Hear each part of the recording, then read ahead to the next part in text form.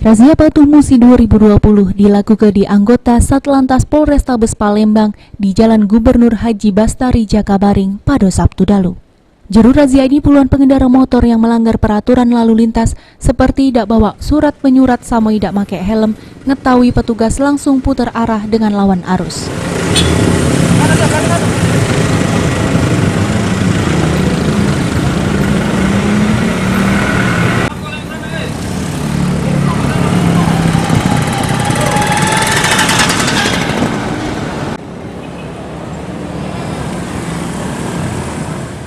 Di mana Kanit Turjawali Polrestabes Palembang Ibtu M. Kurniawan Azwar jelaskan, kalau razia ini masih banyak pengendara yang tidak sadar pentingnya peraturan lalu lintas, yang tidak mikir ke keselamatan diri. Selain itu pengendara yang terjaring razia dilakukan tindakan tegas dengan dilakukan tilang di tempat.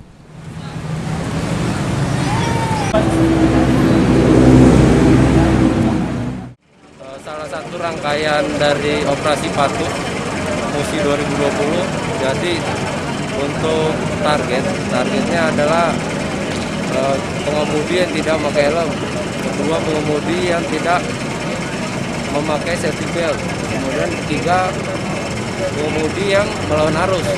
Nah, jadi target utama itu.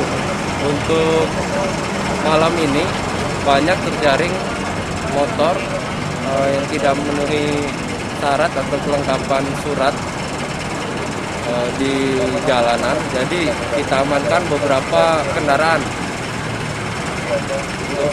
Bang,